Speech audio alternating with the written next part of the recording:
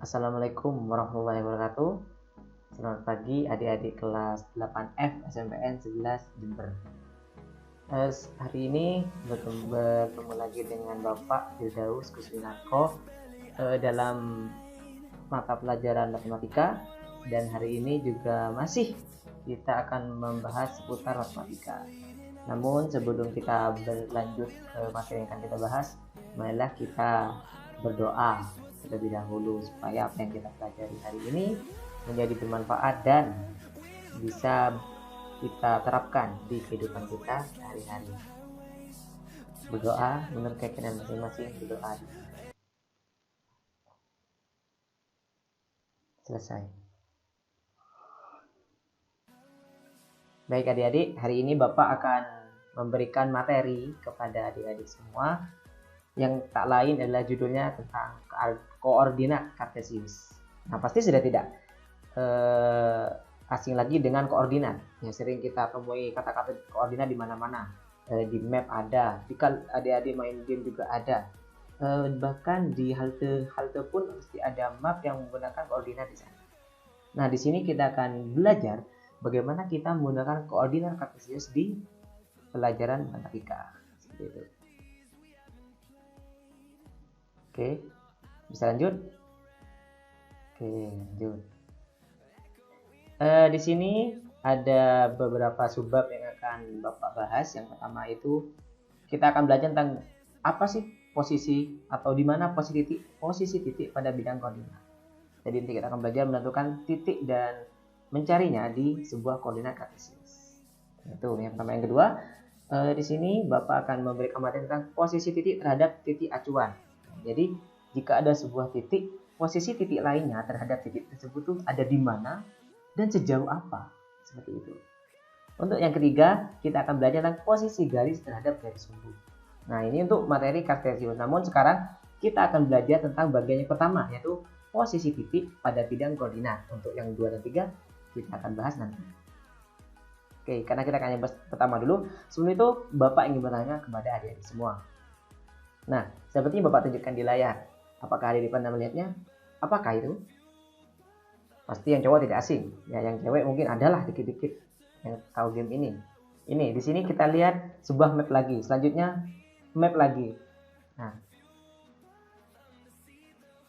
setelah Bapak berikan 3 map ini, kira-kira adik-adik apa sih pendapatnya tentang map ini? Dengan hubungannya tadi yang Bapak sampaikan di awal. Apa sih hubungannya? Nah, kakak kita pasti bertanya, kenapa tampil map banyak sekali di sini? Agar tidak lama-lama dan tidak berbesaran, kita langsung saja ke pembahasannya. Oke, yang pertama Bapak akan beri penjelasan tentang pengertian dari kartesius itu sendiri, yaitu yang Bapak sering bilang tadi di awal. Di sini ada istilah kartesius sendiri ya. Istilah kartesius atau kita bisa baca kartesius adalah iatinisasi untuk Descartes. Istilah ini digunakan untuk mengenal ahli matematika sekaligus filsuf asal negeri Prancis yaitu Descartes. Nah, jadi yang menemukan kartesius ini namanya Descartes yang berperan besar dalam pengembangan aljabar dan geometri. Jadi salah satu ketemunya, jadi koordinat kartesius ini sangat berfungsi ya bagi di dunia geometri dan aljabar. Geometri itu seperti bangun ruang dan segala macamnya. Itu akan ya nanti kita akan bermain-main di kartesius juga, tidak jauh lah. Koordinat kartesius digunakan untuk menentukan objek titik-titik pada suatu bidang dengan menggunakan dua bilangan yang biasa disebut dengan koordinat X dan koordinat Y dari titik-titik tersebut.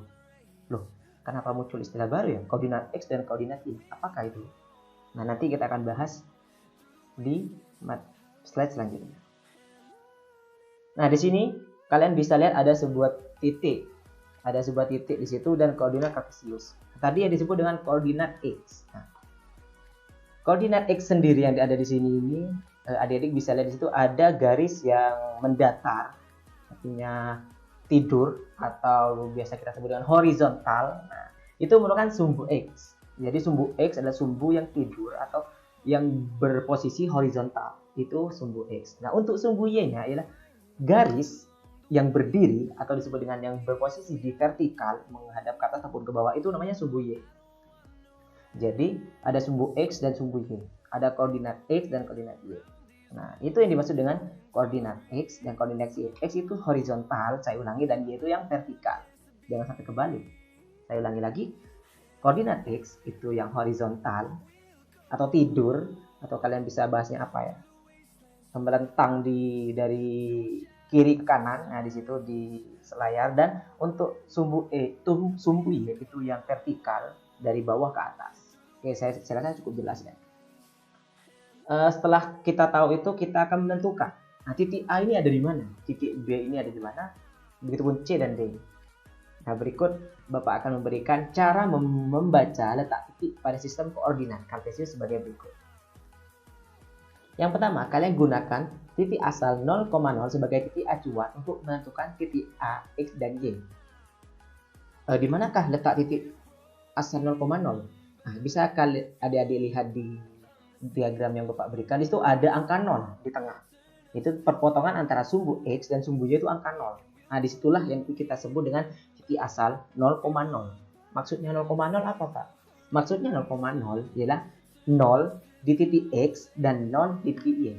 Nah, jadi adik-adik bisa lihat di situ 0, itu melambangkan dari koordinat X dan Y, di mana yang X itu ada di depan sebelum koma dan Y itu setelah koma. Nah, jadi itu sama dengan X, Y. Jadi kan di titik X, Y itu 0,0 di titik asal. Selanjutnya, kita harus menentukan nilai X pada sumbu X menunjukkan nilai X yang ada pada sumbu X. Karena nilai X pada sumbu X menunjukkan banyak langkah atau satuan pada arah mendatar. Jadi kita harus menentukan nilai X yang terhadap penduduk ini ada berapa. Dan di mana letaknya di titik itu.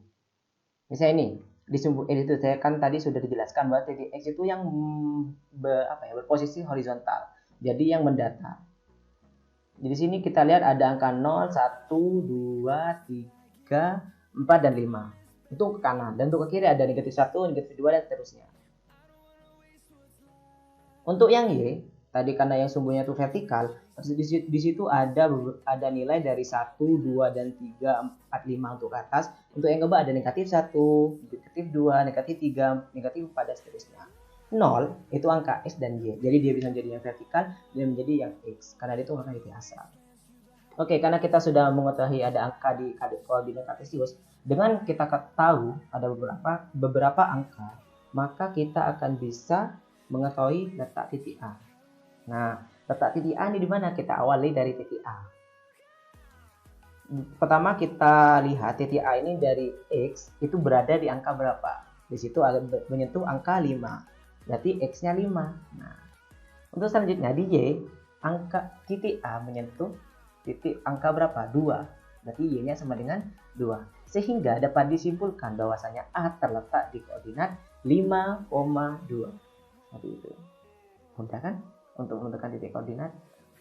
Untuk yang B sama juga. Pertama kita lihat titik B ini berhenti di titik berapa atau berada di titik berapa dengan menarik garis lurus terhadap sumbu X.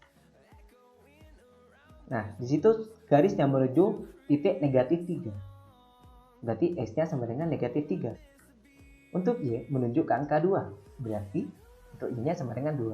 Sehingga dapat kita simpulkan bahwasanya B terletak di negatif 3,2. Untuk yang C, mungkin adik-adik ingin mencoba. C, kita tarik garis lurus ke sumbu X. Itu angka ya negatif 5. Untuk Y-nya sama dengan negatif 3. Dapat disimpulkan bahwasanya Y berada di titik negatif 5, negatif 3. Untuk yang B sama juga. Jika kita tarik kan ke sumbu X, lalu kita tarik lagi ke sumbu Y, X-nya sama dengan 3 dan Y sama dengan negatif 4, berarti B berada di titik ya 3, negatif 4. Saya rasa adik-adik sudah bisa. Selanjutnya, setelah kita mengetahui letak itu, tentunya kita juga akan melihat jarak titik itu terhadap sumbu yang akan kita pilih. Misalnya ada ada dia dan Bapak, berarti kita harus mengukur jarak Bapak dengan dia ini berapa. Tadi kan kita sudah belajar letak dia terhadap Bapak nih di mana. Misalnya dia terletak di depan Bapak. Oke, kita sudah tahu letaknya. Namun jarak antara dia dengan Bapak tidak ada yang tahu. Nah, sama saja dengan di sini. Kita tadi sudah mengetahui cara mencari letak titik.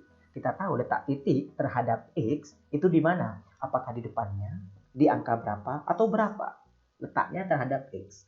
Tapi apakah kita sudah tahu jarak antara titik A tadi?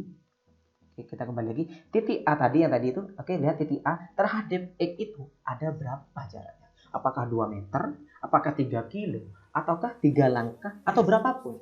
Kan kita masih belum tahu. Oleh karena itu kita akan mencari tahu di sini. Ini beberapa cara yang dapat kita lakukan atau informasi yang kita dapat dari gambar di samping ini. Informasi pertama, kita lihat SMP Negeri 11. Oh, ini 1.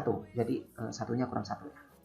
Oke, anggap saja ini SMP Negeri 1 aja kan. SMP Negeri 1. Jadi kita anggap SMP Negeri 1.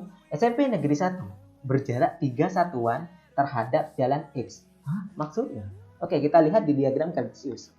SMP Negeri 1 di situ titiknya terhadap sumbu X ya. Berapakah jaraknya? Kita hitung langkah dari sumbu X. Awalnya 0. Oke.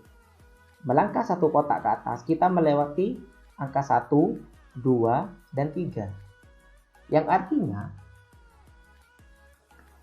jarak SMP Negeri 1 itu 3 satuan terhadap X. Kenapa menggunakan satuan? Kenapa tidak menggunakan langkah, menggunakan kilometer, menggunakan liter dan segala sebagai macamnya safar ukur? Karena kita tidak tahu satuannya apa. Jadi kalau kita tidak tahu satuannya, kita gunakan kata satuan untuk mengganti satuan yang ada. Jadi gak apa 3 satuan. Nah, untuk jarak ke sumbu Y, maka kita hitung ada berapa langkah atau kotak yang kita lewati untuk menyampai SMP Negeri, untuk sampai di SMP Negeri 1 dari sumbu Y. Gitu. Logikanya gini, berapa langkah yang Bapak butuhkan untuk bergerak mendekati dia? Seperti itu. 5 langkah, 10 langkah, hingga Bapak sampai di titik dia berada. Nah, jadi ketika di sumbu Y itu, kita lihat lagi ke sumbu Y yang ada di koordinat, kita ukur 1 kotak masih belum sampai, 2 kotak belum, 3 kurang, 4, 5. Nah, ketika kita melewati 5 kotak, kita sudah sampai di SMP Negeri 1. Jadi, dapat kita simpulkan bahwasanya jarak SMP 1 terhadap sumbu Y adalah 5 satuan. Jangan bilang 5 kotak. Bukan 5 kotak sebutannya, tapi 5 satuan. Karena satuannya kita tidak tentukan. Gitu. Atau lebih gampangnya bisa kita analogikan, jarak antara objek yang ada di sini atau SMP Negeri 1 terhadap X sama dengan letak titik tersebut di sumbu Y. Ya kan? Oke, kita balik yang tadi. Di sini, Bapak punya A itu terletak di 5.2, di mana X-nya sama dengan 5 ya, dan Y-nya sama dengan 2. Berapakah jarak A terhadap X? Jarak A terhadap X melewati 2 kotak, yang artinya 2 satuan. Sehingga kita dapat simpulkan bahwa jarak A terhadap X bisa kita lihat dari letak A terhadap Y. Jadi letak AD ini berapa? Bisa juga dengan hitung kotak tadi itu. Oke, kita kembali tadi. Jadi letak SMP Negeri 1, 3 satuan, jaraknya 3 satuan terhadap X. Terhadap Y itu 5 satuan. Sekarang semuanya lihat di rumah belajar. Jarak rumah belajar terhadap sumbu Y itu ada yang di kiri atas, Oke, yang di kiri atas sudah. Oke. Rumah belajar terhadap Y itu letaknya 6 satuan. Nah, karena letaknya 6 satuan, maka jarak antara Y dan rumah belajar 6. Bisa 6 kotak, bisa 6 langkah, atau 6 apapun. Jadi, karena kita tidak tahu, jadi kita sebut 6 satuan. Terhadap X berjarak berapa? Kita hitung 1, 2, 3, 4, 5, 6. Berarti berjarak 6 satuan. Loh Pak, itu kan di X negatif 6. Kenapa jarak terhadap Y kok 6 satuan? Gitu. Tadi kan diberitahukan bahasanya jarak antara rumah belajar dan Y itu sebenarnya letak rumah belajar di X. Bapak ulangi, karena letak rumah belajar terhadap X itu terletak di negatif 6. Tapi ketika kita mencari jaraknya, kita tidak menulis bentuknya, nilainya negatif atau positif, kita hiraukan dulu. ketika kita menghitung jarak. Namun ketika kita menghitung letaknya, wajib kita menggunakan nilainya berbentuk positif atau negatif. Meskipun di sini terletak di negatif 6 rumah belajar terhadap X, tapi kita tulisnya 6 satuan. Kenapa? Karena ketika kalian menghitung jarak, logikanya gini, ketika kalian berdiri di depan pintu dan kalian ingin mengukur jarak pintu dengan kalian tidak peduli kalian itu mundur 6 langkah atau maju 6 langkah untuk menggapai pintu tersebut. Yang penting adalah butuh 6 langkah. Ya meskipun pintunya ada di samping, ada di samping, depan, belakang, samping kiri, samping kanan, tetap yang kalian butuhkan ialah 6 langkah. Itu. Jadi nilai tidak berpengaruh. Untuk pasar gitu, jaraknya 2 langkah dan kalian bisa lihat sendiri di diagram. Sudah? Bisa Bapak lanjut?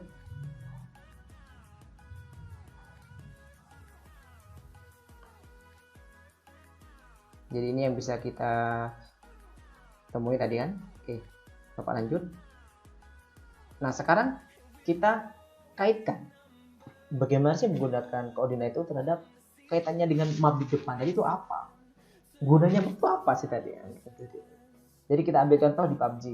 Nah ini PUBG map yang satu ini ya. Di situ terdapat banyak sekali daerah. Ada PUBG, silakan kalian baca, ada banyak. Ada Mongnai, ada Ban, Bapak juga kurang mengerti. Ada bot camp apa itu, ada tambang, ada Camp Charlie, Cave Dog dan lain-lain sebagainya. Apakah bagaimana kita tahu letak mereka? Letak daerah itu di mana dalam sistem koordinat?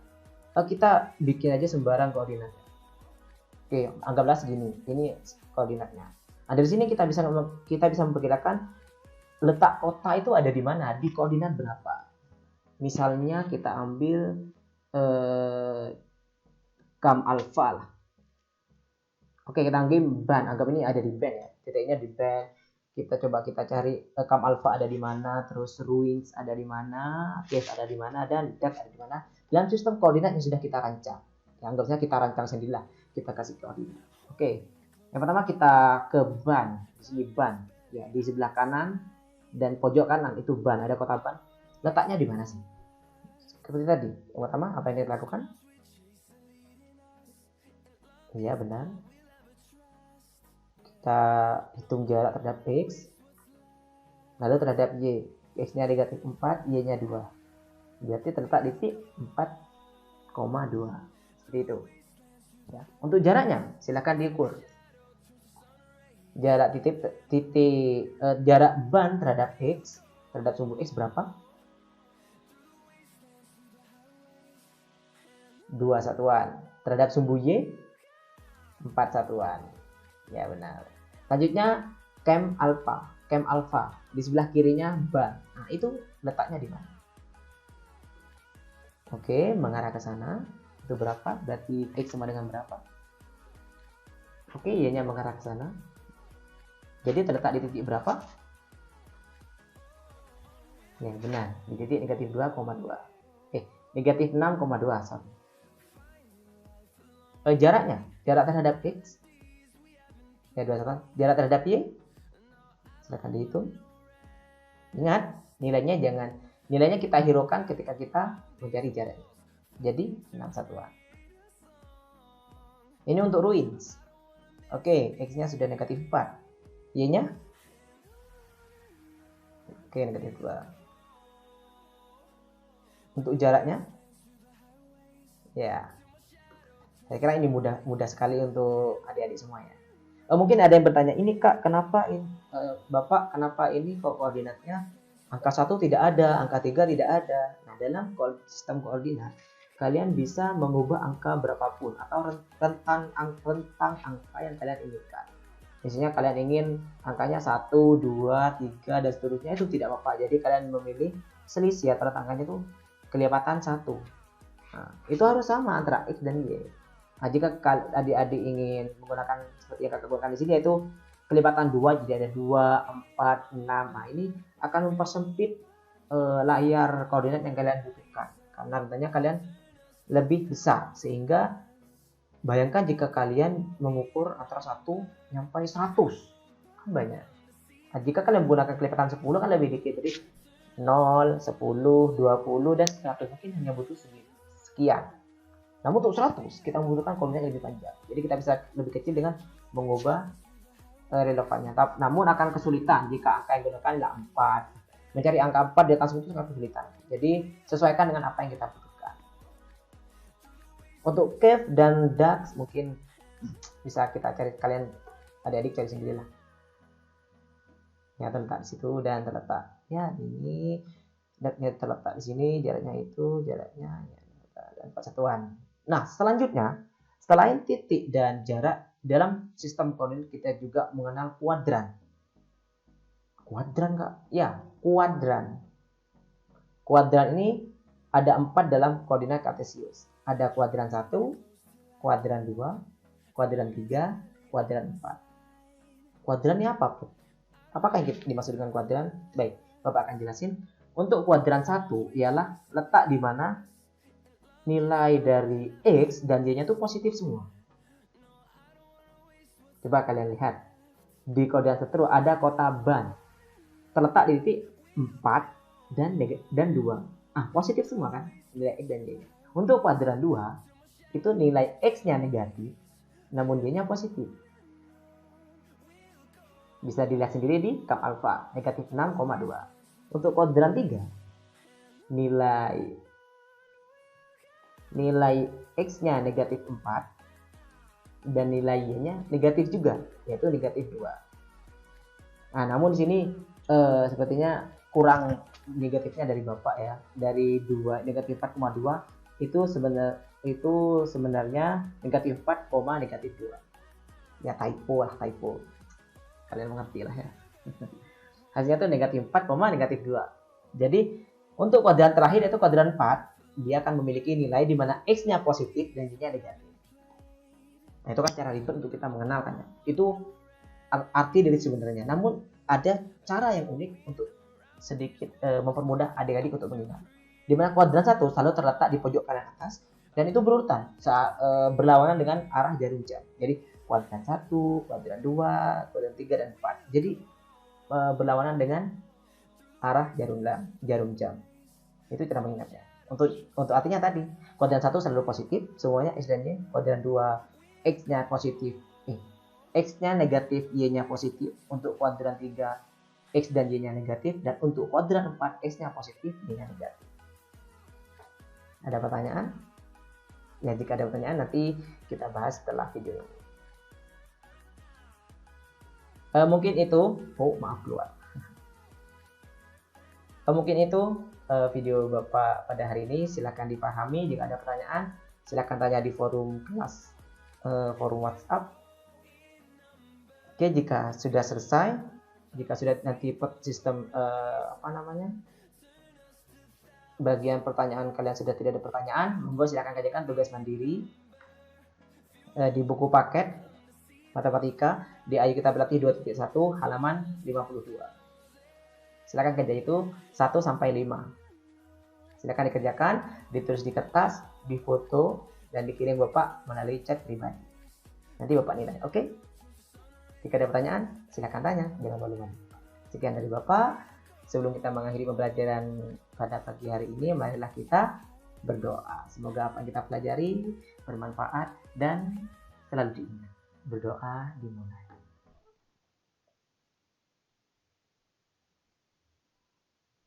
Dapat diakhiri. Sekian dari Bapak. Semoga kalian paham dan enjoy. Wassalamualaikum warahmatullahi wabarakatuh.